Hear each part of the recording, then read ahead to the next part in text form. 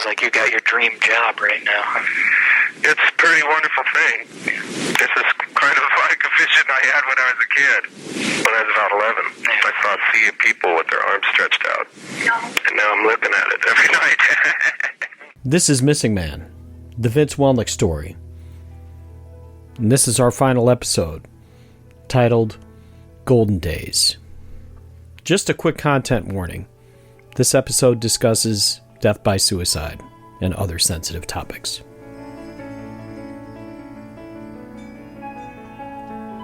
When Vince Welnick joined the Grateful Dead in 1990, he stepped into a role haunted by tragedy.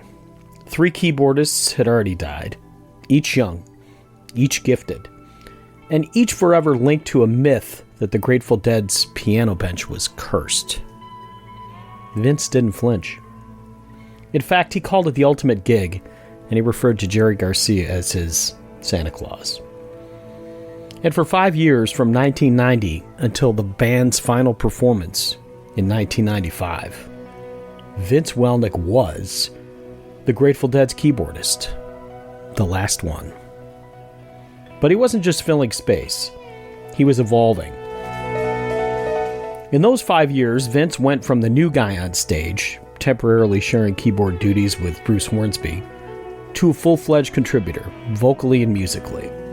His harmonies soared in a way that hadn't been heard in the Dead before. His parts grew more and more confident, more organic. He started slipping in adventurous runs and introduced some interesting cover songs as well to the band's set. He also brought something else: joy.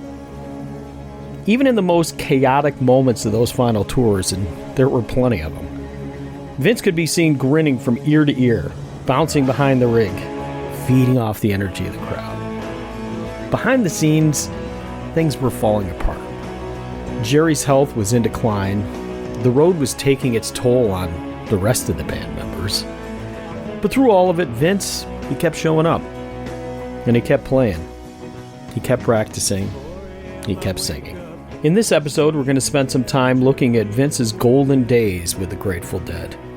Those 5 short years had a huge impact on his life and his legacy. And then we'll look at his work after the Grateful Dead. And Vince did some amazing stuff in the last 10 years of his life. Stuff that deserves to be heard. And I'm still discovering new songs every day.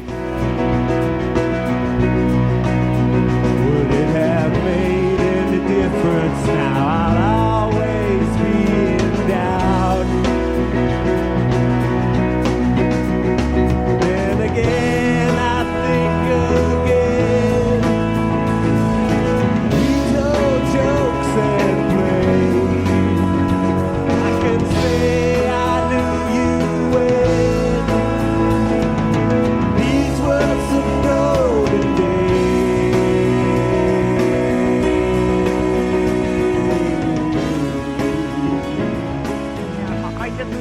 It just exploded above me, like larger than a light bulb. It was just, oh my gosh, this is Vince's vision. Now, when I say the vision, I have to tell you his vision.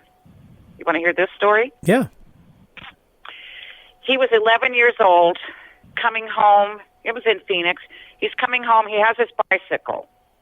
He's riding his bike. It's sunset in Phoenix, and the sky is this beautiful color. And he said, I'm almost in a dreamlike state, you know. And I get off, the light changes, so I get off my bike, and I'm standing there holding it, waiting to cross. He goes, and all of a sudden in front of me, it was as if I saw thousands of people cheering me. And I could hear them. And I go, well, what do you mean? He goes, it was like an audience out there. And then the light changed, and I walked across the street, and I knew this is really what I want. So when Sheila told me Brent Midland died, all I could think about was, there's his dream. There's his vision. Wow. That's incredible. You know, the first show he played, there were 65,000 people sitting out there. That was his vision. there were so many, I mean, the thing about the Grateful Dead, so many fabulous things about that band. What a great band. Yeah. And, you know, when I think about the first time I saw them, having grown up in San Francisco and being from where I am, you know, this is an amazing experience. And then to eventually have your own husband in that band, you know, it's pretty amazing. Yeah, I can't imagine. But it was really all about Vince. You know, the whole entire thing was about Vince. That was what it was. I needed him to achieve that thing. And tragically, I do believe that if you do reach your ultimate goal in life, there's not a lot left for you. If that doesn't, because even if it continues on, it's not ultimate anymore. Yeah. It's just long and drawn out. Well, Vince had everything he ever wanted. Honestly, he did, except that one thing that he had, that vision he had under the street lamp at dusk when he was 11 years old. That feeling, that thing that he knew that feeling. He knew it was in him. It's just that he didn't know it until it actually happened to him. And then once it happened, it's difficult to continue to experience that, especially when you look around you and you have such love for the people you're playing music with. Like, he loved Jerry. He had no idea who this band was until he got into it. Even the week that he was learning all the stuff they ever played, he goes, wow, you know, there's some stuff here. And then at the end, what he did end up telling me stuff, you know, like playing, Vince, come on. He goes, well, listen, Bob Weir, he goes, I have a whole new respect for Bobby. He is, without a doubt, he and Keith Richards, the greatest rhythm players in rock and roll. Now that's a compliment. Yeah. Huge. You know, because it's just Bobby and Keith Richards. Yeah. So that was beautiful. But I mean, he and Jerry, he said, is an incredible, a different kind of genius that is almost without explanation. Because how did this guy get like this? Out of curiosity and ability. And musically, if you allow that to continue on, then that is a never-ending thing. Laurie Welnick knew what it meant for Vince to join the Grateful Dead. They weren't just another band. They were a musical brotherhood, rooted in risk, improvisation, and they had an incredible community.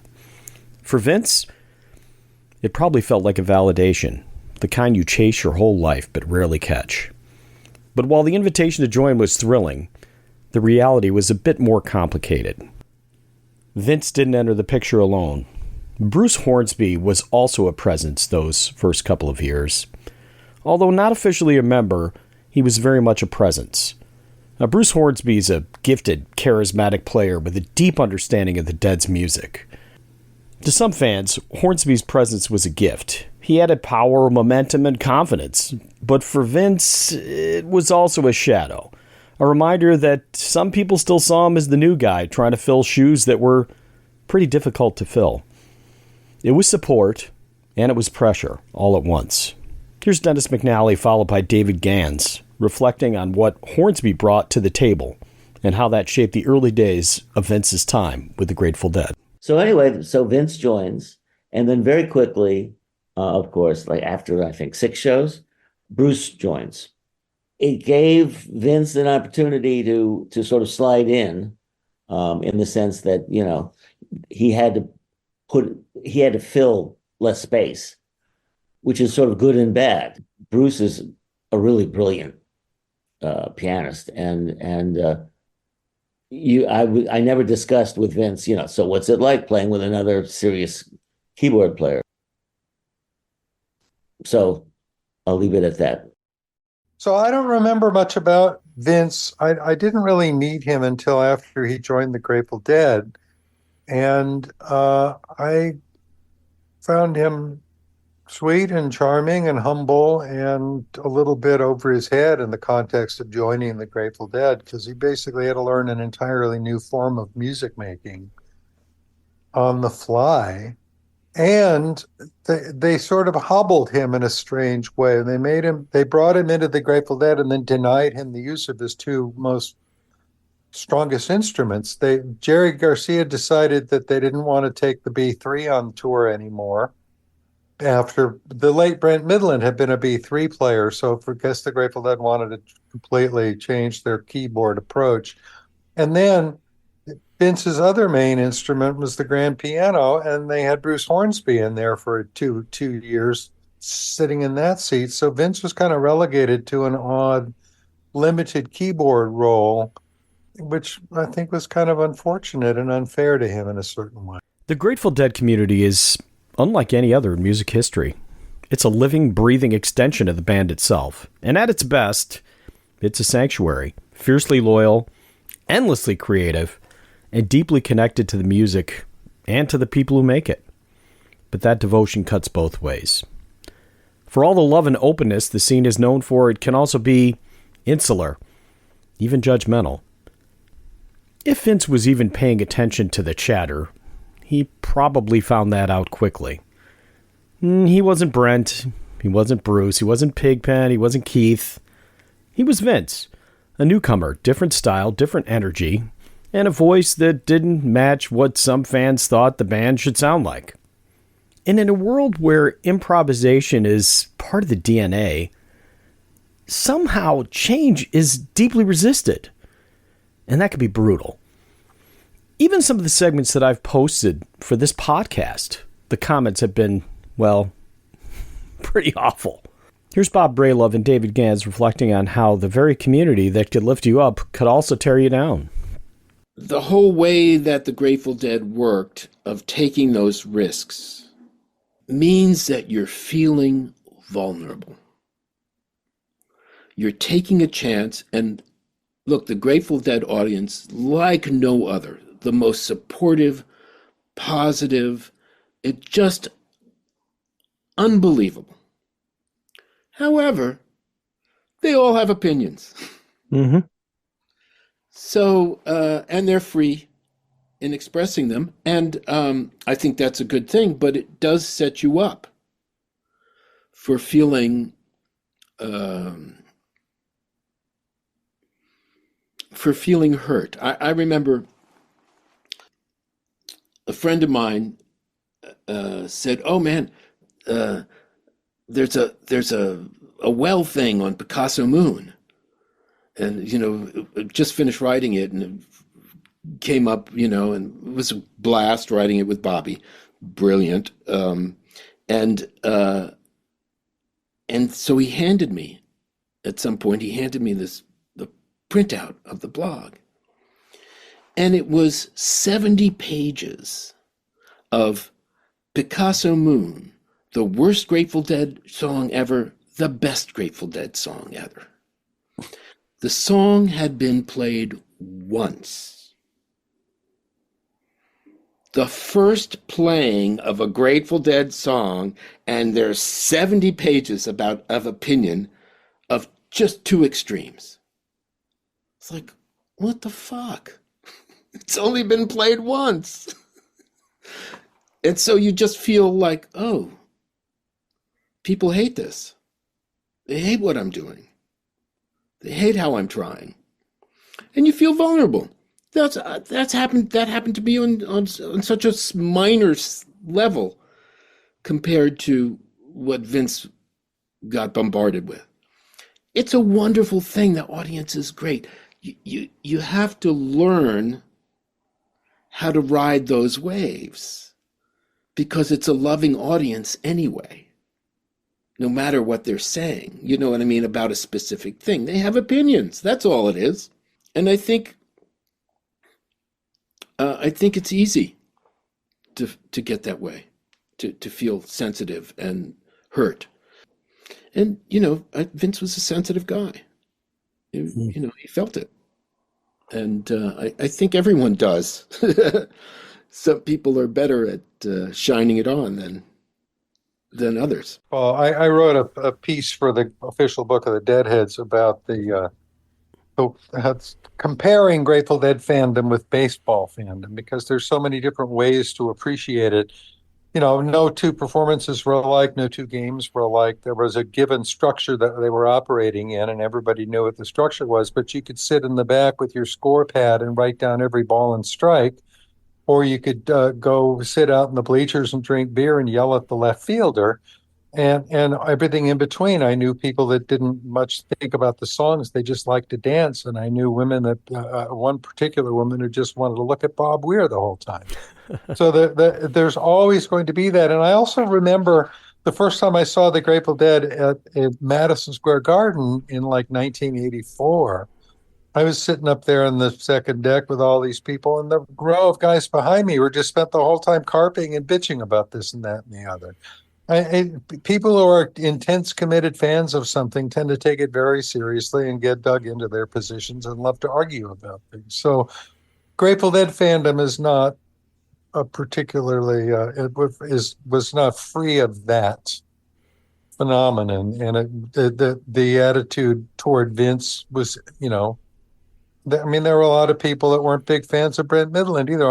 I much preferred the keyboard playing of Keith Godchaux in his prime over. I thought Brent was diluted the improvisational magic of the Grateful Dead in a certain way. But part of the thing about this is accepting what's in front of you rather than bitching about it. You can't really rehearse for being in the Grateful Dead.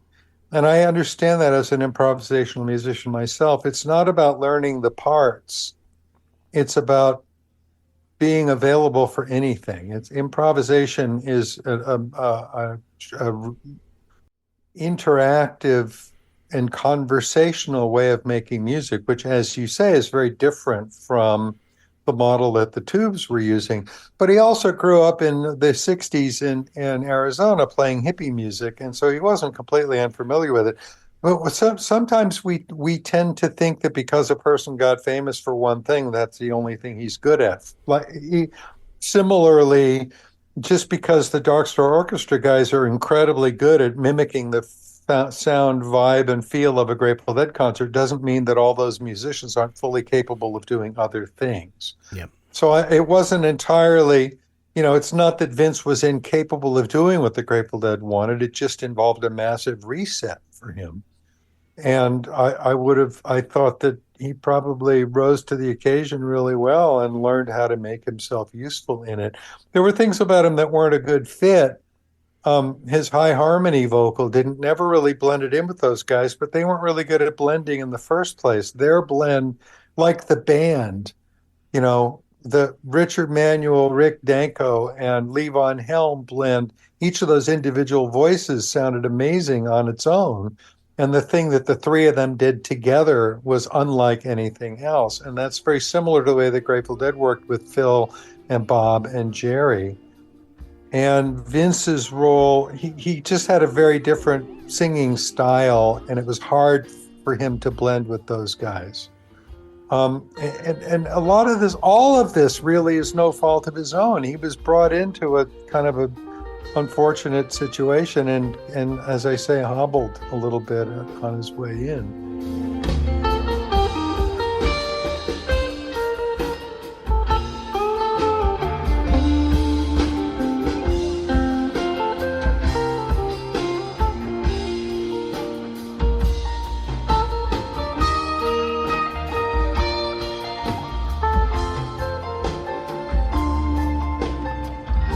Despite all the struggles and the second guessing, there were moments during Vince's tenure. There were entire stretches when it worked, and it worked really well. The band locked in, when the energy was undeniable. Some of the best shows from the final years came in 1994. You could hear it in the tapes. Vince is pushing the envelope on synth features, leaning into his vocals, fully embracing the weird, beautiful chaos that defined the Grateful Dead. Now, while I was doing this project, I started digging into that era myself. I found gold. The whole era turned out to be full of surprises. Really cool cover songs that Vince introduced, some songs that he sang. There's an album called Ready or Not. If you haven't heard that features stuff from Vince's era that would have been the Grateful Dead's final album. Now, outside the main stage, Vince was finding his groove too. He poured himself into side projects like The Affordables and a couple of shows with Bobby and the Valentines. There's one from the Fukuyama Dome in Japan that is just absolutely perfect. During those shows, he could play looser, sing more, stretch out in ways that, well, being in the Dead didn't always allow. He was evolving, he was growing, even thriving. Those were 5 golden years for Vince. And when the Grateful Dead was inducted into the Rock and Roll Hall of Fame in 1994, it felt like a full circle moment. Vince was part of history now. He was a Grateful Dead member. No asterisk. But just as it seemed like he was hitting his stride, finding his voice in the Shadow Giants, it started to fall apart. The 1995 tour was filled with problems. We don't need to go into them here. It's well documented. But worst of all, on August 9th, 1995, Jerry Garcia died, and with him, the Grateful Dead.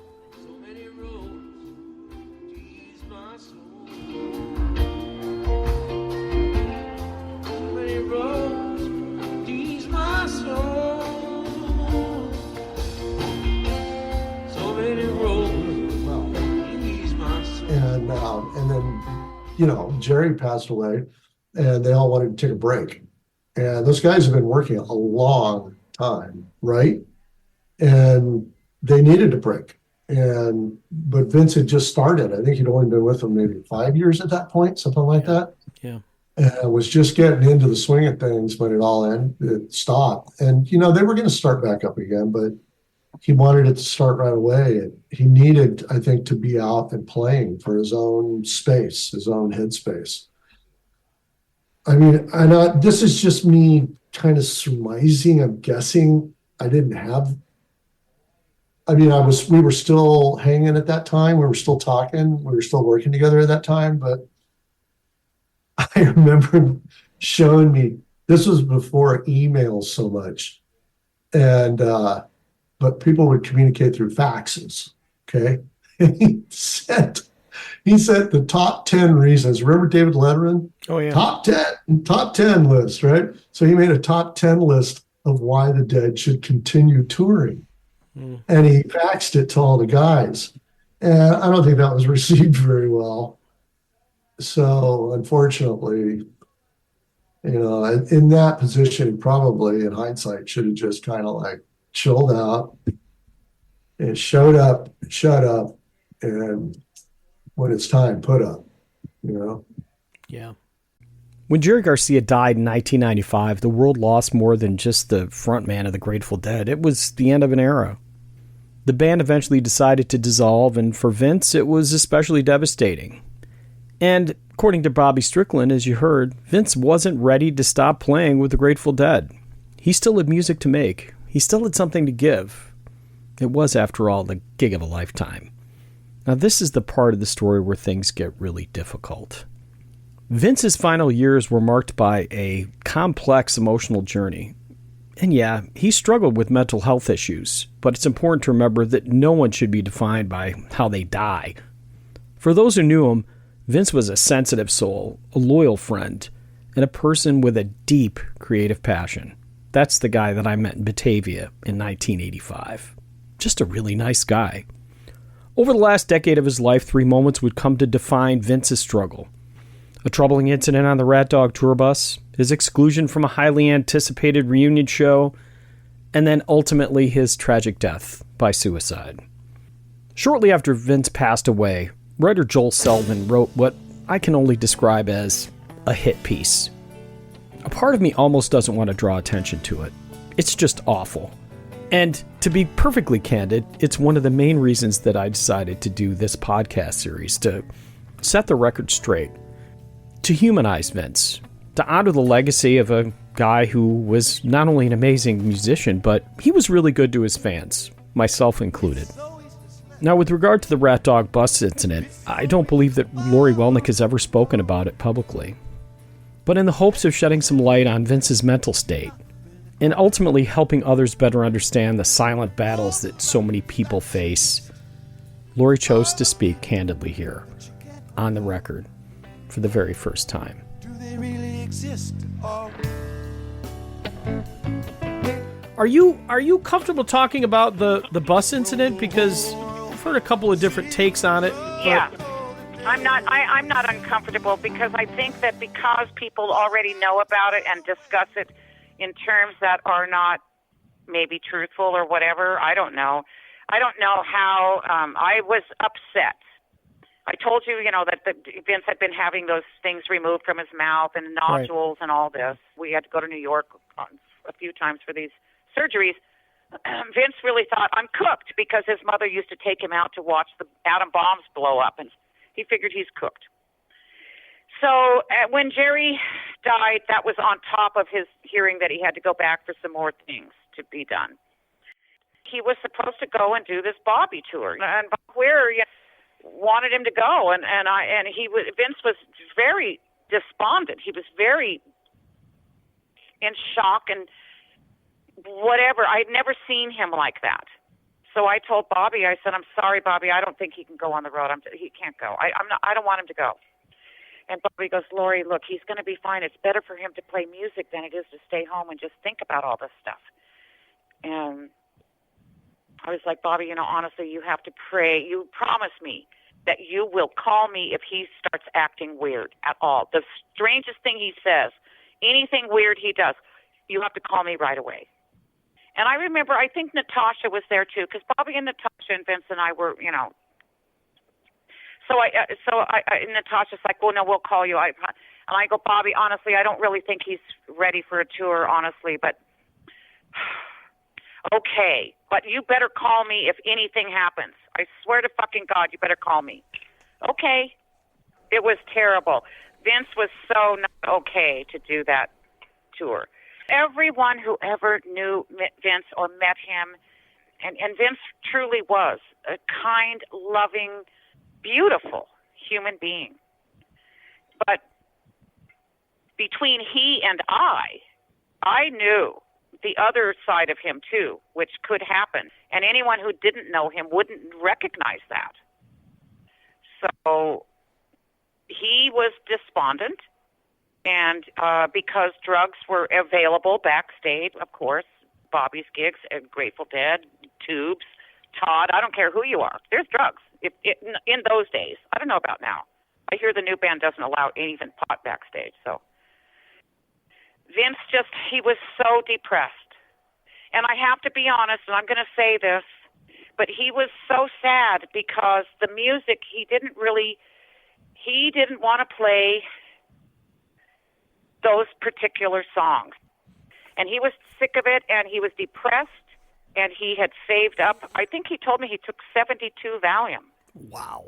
Yeah, and drank it down with a bunch of Jim Beam. And he woke up in the frickin' hospital. What happened on that bus was more than a moment. It was a crack in the foundation, one that exposed just how fragile Vince's standing had become, not just in the Grateful Dead organization, but from within himself. Laurie's courage in telling that story remind us that the road wasn't always kind. And for Vince, it rarely offered a map. And then came Alpine.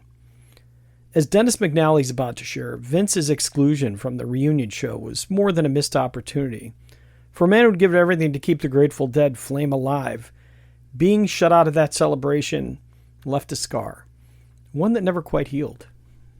By the time it got around to the closest thing to a Grateful Dead reunion, which was 2002 at Alpine Valley, and this is, I think you'd find, I'm pretty sure you'd find that Vince had already had the suicide try with RatDog, at which point Bobby's just going, look, and which is why he wasn't invited to play that, and was hovering on the fringes playing some campground. And that broke my heart. Obviously I am not a decision maker in the world of the Grateful Dead. The idea that, look, if all I can say is if there's this big event and you're not invited, I'd go in the other direction. That's just me. I wouldn't, have somebody, play and, out in the parking lot, as it were, which is sort of what was happening. And I felt horrible, but I mean, was Thom Constantin or Donna invited to that event? No, they should have been. And they should have been invited to Fare Thee Well, at least for, to sit in on a couple of songs. I don't represent the band and I'm not in the band. And I can't comment, on Right. thinking of it, except to say that a great deal, without being the boss, a great deal of the ambiance and the spirit of inclusion and of anti-commercialism and paying ridiculous amounts of money to high school graduates in your crew was Jerry and Hunter, set a whole lot of sort of moral guidelines about how the Grateful Dead worked. And without Jerry, it didn't. As you can see, they ended up getting so frustrated with each other business-wise, they were going to sort of leverage the Grateful Dead's vault to, in effect, start iTunes. What they wanted, and they were collaborating with Pearl Jam. This is like 99, I think, and it was a little. I mean, the digital music was just starting to, really. I mean, there were CDs, of course, for years, but anyway, what happened was that the band members said, we have to have 51. Somebody was going to come up with like an enormous sum of money, like $60 million to start a company. And Phil said, I'm out. These guys are never going to take 49% for $60 million. And the rest of the band said, they're going to get 49% if they, the deal's off if they don't. So, but don't go. And Phil said, nah, I'm out of here. And the band voted by a majority to follow the deal, which fell apart because Phil was right. We're not going to take 49%. And so they were both right. But Phil felt betrayed because for 30 years, the Grateful Dead's rule was one loud no is a veto. Everybody in the band had veto rights, and he was right. He was improperly treated. He was also being fairly unreasonable, one could say, if you're the rest of the band. You can argue that. I mean, they can argue that. I'm not interested in arguing anymore. The point being that any number of things happened to where they stopped listening to each other and believing in each other on some level. And of course, the main point is, as I say, they didn't have Jerry to talk to. Now, in his final years, Vince found many kindred spirits. One of them was keyboardist Scott Guberman. The two spent real time together, playing, talking. Scott didn't just see Vince as a former Dead member or some rock and roll casualty. He saw a human being still wrestling with the past, still trying to create, still trying to matter. Scott's the first person that I formally interviewed for this project, which makes it interesting that he's one of the last that we'll hear from. He filled in a lot of the pieces. Here's Scott reflecting on the Vince that he knew. I got to understand the idea of what Vince was going through in a big way. I think when doing little tours with him and that stuff, even sharing hotel rooms, that kind of thing, at least the partying. And I think depression like that is about something not firing right all the time in your brain. And yeah, I mean, all those things that, could be really traumatic to somebody, all those things that he's gone through musically and personally, it all certainly adds up. But I think we all have that kind of stuff. We all go through, ups and downs in life, but most people don't go to, that extreme. And knowing Vince, we could go from one night to having a great time. Aren't we lucky to be able to do this? And this is so fun. Oh, that was so fun. This song sounded great tonight, and general happiness and enjoyment. To the next night, to, oh, look at my life, Scott. This is just so depressing. We played, and there's, the room was half filled, and, on the edge of, I don't want to say suicide. I can't judge that, but just being so depressed, and in a dark place, from night to night. So, and, it could even be after a good show that he might be in just a terrible down mood. But most of the time, he was, like him, a very generally happy man. So these things just came on, and it didn't even seem to necessarily be related to whatever was happening at the moment all the time. On June 2nd, 2006, Vince Welnick died by suicide. He was 55 years old.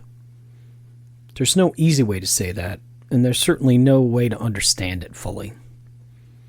For those who knew him, loved him, worked with him, or simply admired him, it was a moment of heartbreak, disbelief, and silence. But for Laurie, Vince's wife and constant companion, it was something else entirely. An unthinkable loss that she had lived in fear of for years. In this next segment, Laurie bravely talks about Vince's final days. There's pain in her voice, but also clarity. It's hard to hear, but it's important.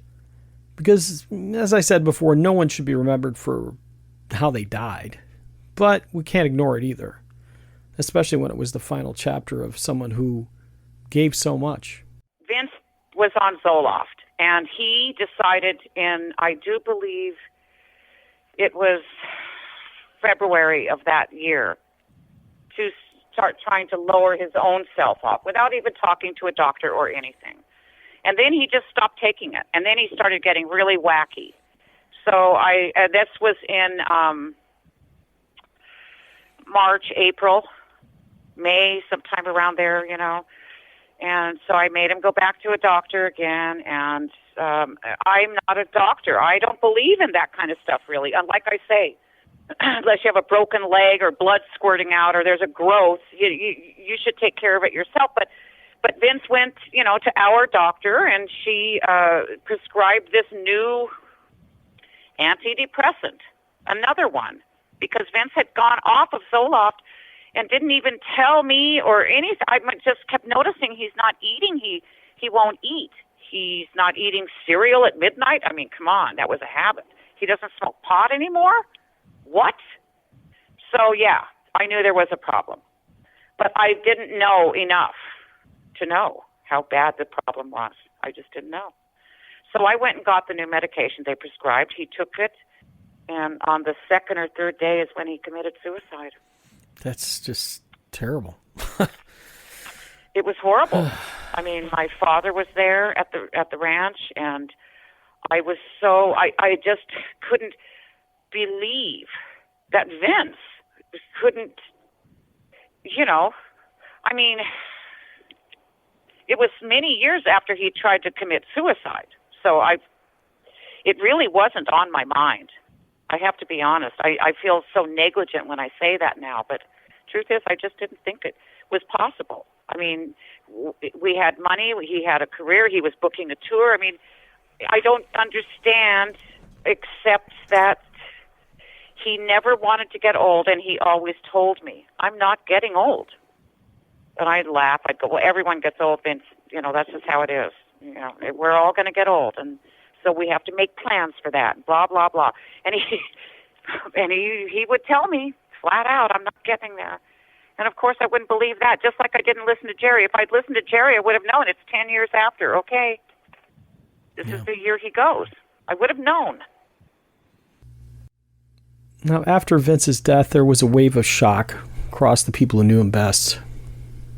You'll hear a few of these voices: Fee Waybill, Michele Rundgren, Bobby Strickland, and Bob Bralove.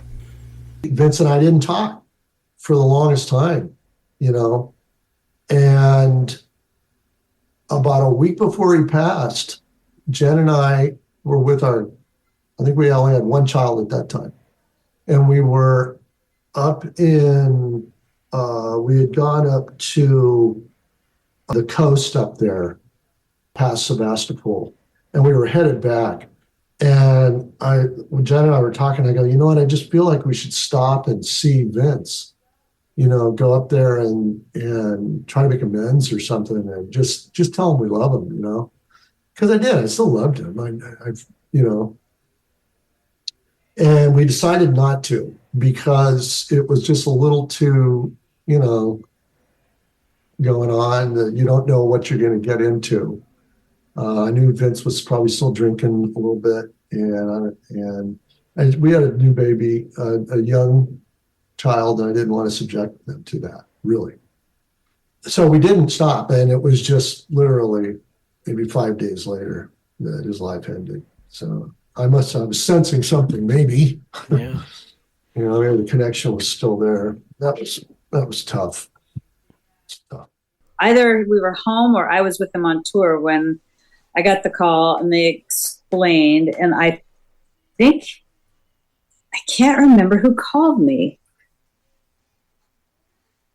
I'm wondering if it was Cheryl, but yeah, I can't remember now. But I know that when I told Todd, he was very, very quiet, and Todd let out a big sigh, and then things were quiet for quite a few days. Sad, just like, he's so talented. I mean, he is so talented. It was almost a selfish mourning too, because now we're not going to get any more events. Damn it. That is his playing and his writing was just beautiful, inspiring. We had this big meeting in San Francisco. Let's go, and get Bill back in the band and bring Mike back and everybody came, and we had this big meeting, with Vince and Bill and Mike and everybody, and let's get it all back together, let's, maybe we can get a deal, I don't know, and everyone was going, yeah, let's do that, and everybody had, Vince said, I have some songs, and Bill had some songs, and Roger had some songs, and let's do a record, and then what? 2 weeks later, he kills himself. Yeah. I was, fuck. Unbelievable, but.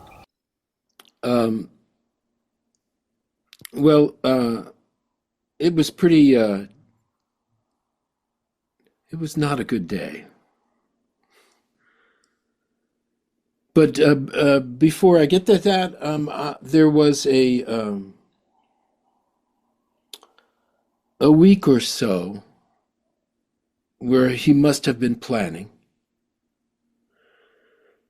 because he called his friends, and many of us got a similar kind of call.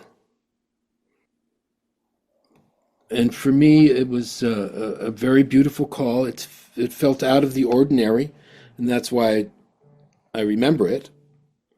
But he was just saying that, he said, Bob, you've been the best friend anybody could have. And he was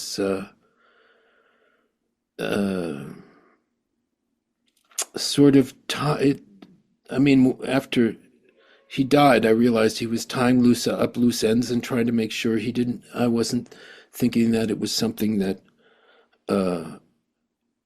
I might have done or prevented or whatever, that it was a beautiful gesture on his part to just put that out of the way without,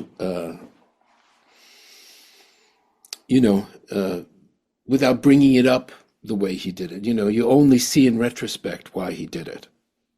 Yeah.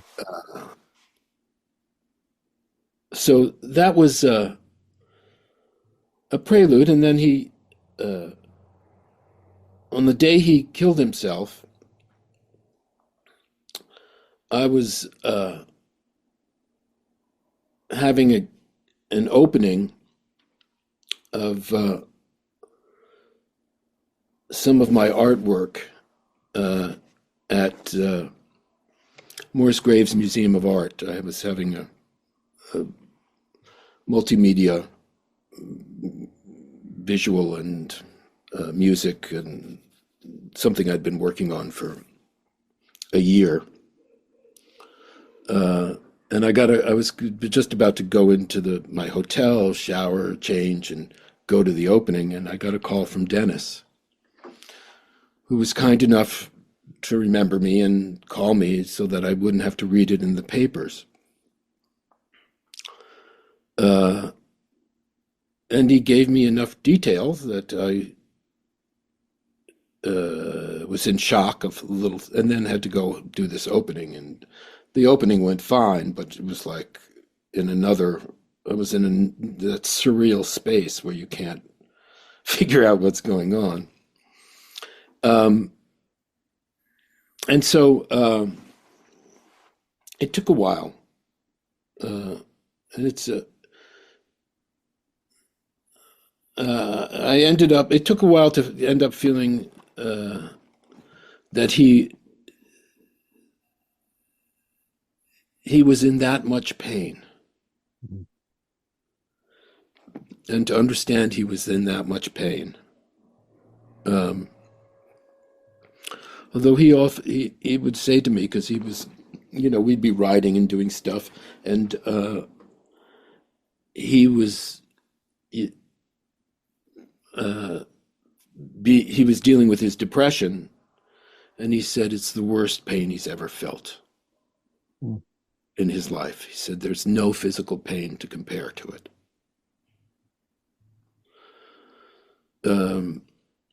So he was having trouble. I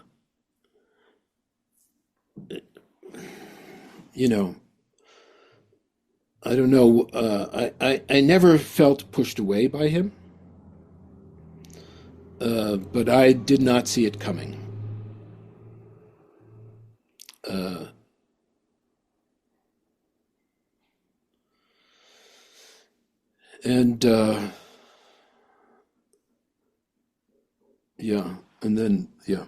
It's a very difficult thing, suicide, for everyone. For everyone. And Laurie has been amazingly courageous.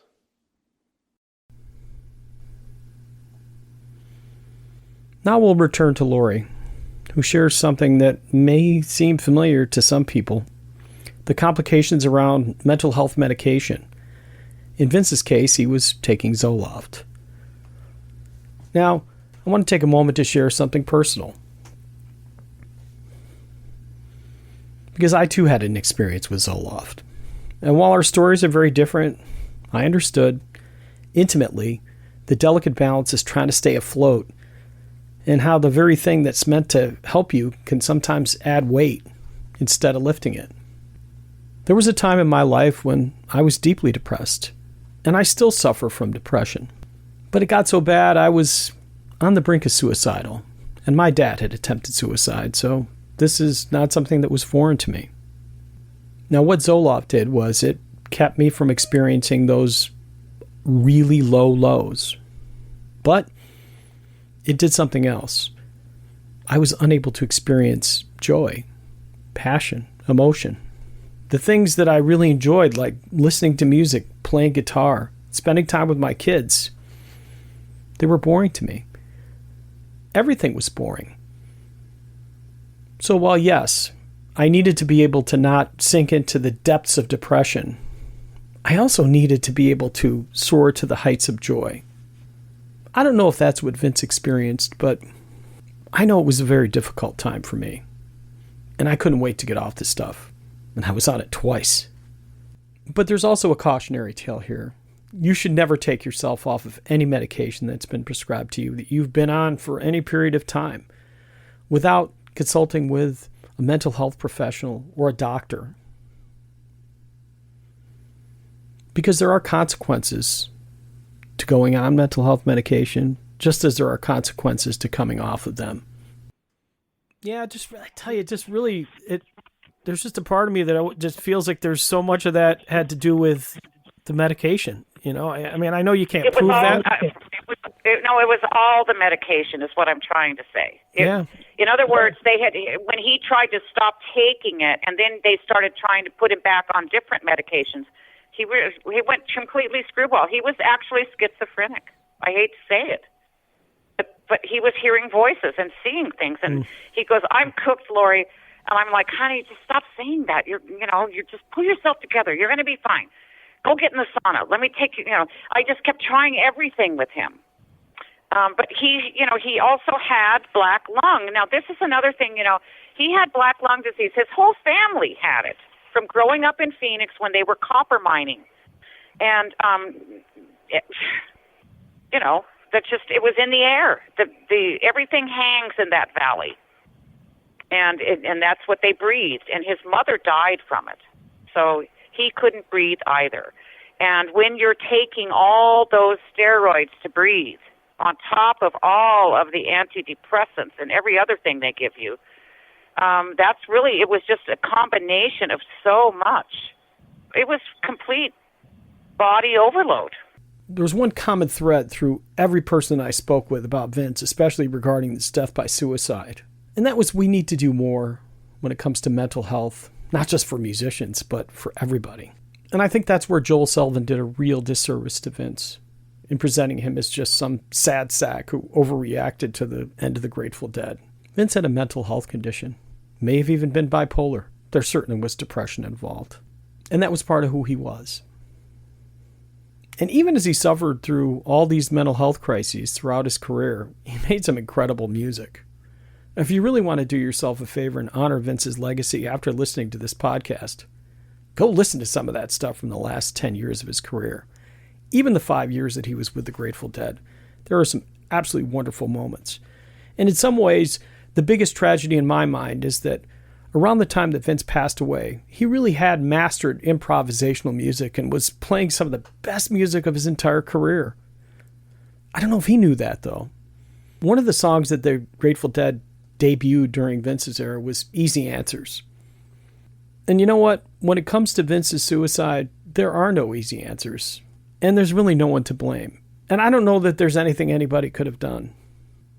Vince wrote a song called True Blue about his friends. So he knew that he had friends. And he still has friends. Now, there's a lot of people that I have to thank when it comes to this podcast. And I'll do my best to remember to put you in the show notes. But there's one person I really like to thank right now. And that's Vince.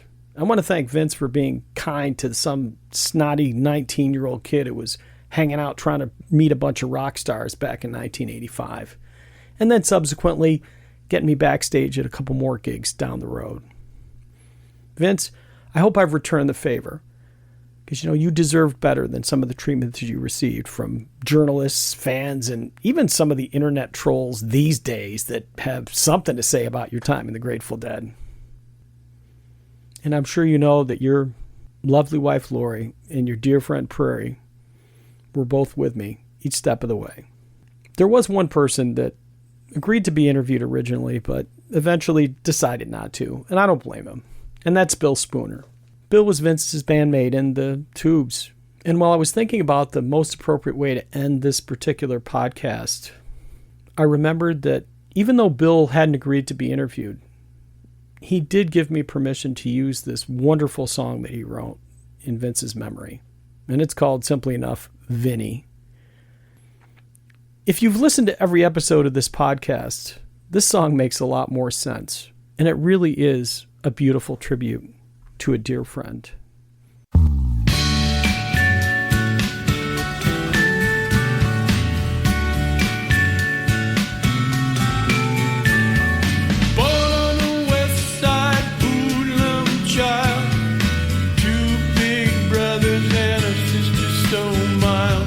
Mama was a sweetheart, his daddy sold melons.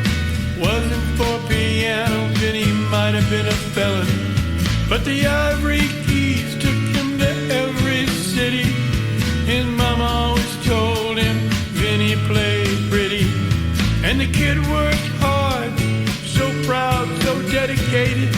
Always the best, but always underrated.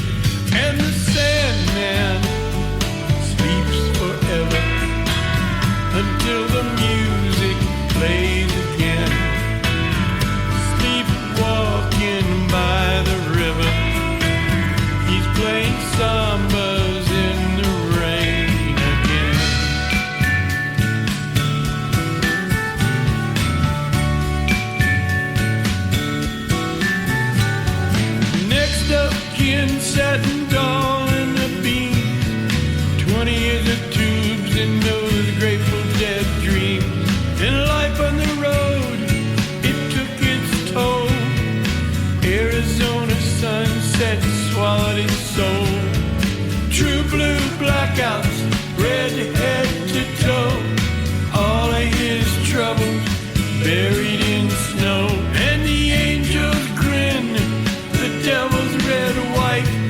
beast with 10 fingers.